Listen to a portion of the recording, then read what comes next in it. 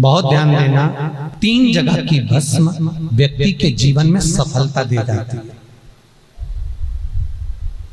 इसको अपनी जिंदगी में लिख कर रखना, 3 जगह की भस्म मनुष्य के जीवन को सफलता देती है। 3 जगह की भस्म। पहली, कहीं पर यज्ञ हुआ हो और बड़ा विशाल यज्ञ हुआ,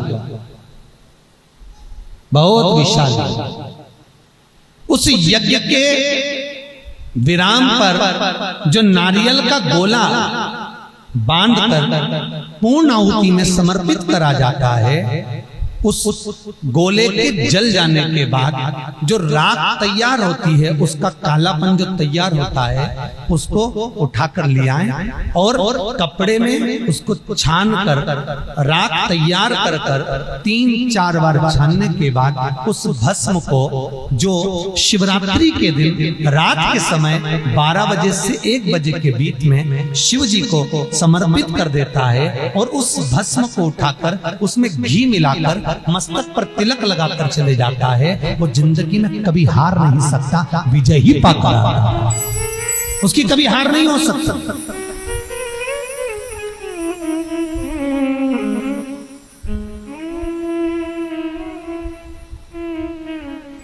वो कभी हार नहीं सकता। ये जितने राजनेता होते हैं, राजनीति करने वाले, टिकट मिलेगा नहीं मिलेगा, टिकट मिलेगा नहीं मिलेगा, उस मझधार में पड़े रहते हैं। शिव महापुराण की कथा कहती है वो भस्म विजेता को प्रदान करती है। आपको किसी से नहीं करना, किसी के हाथ नहीं जोड़ना, केवल वो भस्म का तिलक लगाकर जिससे आपका काम निकालना है उसके सामने पहुंच जाएगी, आपको सुख अनुभव हो जाएगा, कार्य सिद्ध। तो भस्म इतनी प्रबल होती है। 3 जगह की भस्म। दूसरी भस्म, महाराज प्रदोष के समय पर, प्रदोष काल में, जिस दिन प्रदोष हो उस दिन प्रदोष काल के समय कोई गाय अपने बछड़े को दूध पिलाते समय जब पोटा कर दे, गाय गोबर कर दे, उस गोबर को हाथ नहीं लगाना है, उसी स्थान पर सूखने देना है। जब वो गोबर सूख जाए उसको उठाकर जलाकर उसकी भस्म तैयार कर ली जाए। किसी भी प्रदोष पर, किसी भी प्रदोष पर उस भस्म की राख तैयार कर शंकर भगवान को शाम को प्रदोष के काल में, प्रदोष के समय पर शंकर भगवान को एक वस्त्र में लेकर किसी मंदिर में भस्म चढ़ाकर उसी भस्म को उठाकर लेकर आ जाएं और जो दुकान, जो व्यापार, जो फैक्ट्री, जो काम आपका खड्डे में जा रहा है, नहीं चल रहा, बिल्कुल ठप्प होकर पड़ा हुआ है, उस भस्म को केवल दुकान में जाने से पहले दोनों साइड दाता और विधाता का नाम लेकर चढ़ा दी जाए और अंदर प्रवेश कर दिया जाए। अगर कितनी भी खड्डे में फैक्ट्री जा रही होगी वो अव्वल में चलना प्रारंभ हो जाएगी। उस भस्म का इतना प्रमाण है। दूसरे नंबर पर बस जैसे शिव महापुराण में भस्म का प्रमाण है, उसी तरह विष्णु पुराण में तुलसी का प्रमाण है। दुनिया में वो कौन सा चंदन है जिस चंदन को भगवान को लगा देने पर, कार्तिक महीने में भगवान को लगा देने पर जीते जी भगवान विष्णु, कृष्ण, राम एक बार गले लगा कर जाते हैं। वो कौन सा चंदन है? आपको पहले भी कथा में वर्णन किया, हरि चंदन। कौन सा चंदन है? हरि चंदन। कार्तिक के महीने में हरि चंदन कैसे बनता है? तुलसी जब सूख जाती है, सूखी हुई तुलसी की जड़ धोकर रख लीजिए, कार्तिक के महीने में उसको सिलबट्टे पर घिसकर उसका चंदन बनाइए, उसमें थोड़ा सा कुंकुम मिलाइए, चंदन बनाकर कार्तिक के महीने में जो भगवान विष्णु के मस्तक पर तिलक लगाता है और अपने मस्तक पर भगवान का ही तिलक लगा लेता है, उसको जीते जी एक बार मेरा श्री हरि गले लगा लेता है, वो हरि चंदन।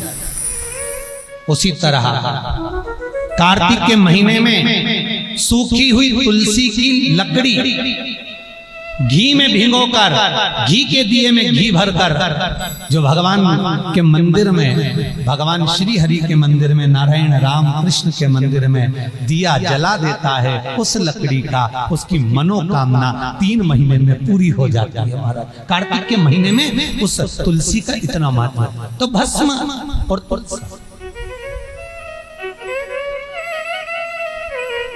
एक भस्म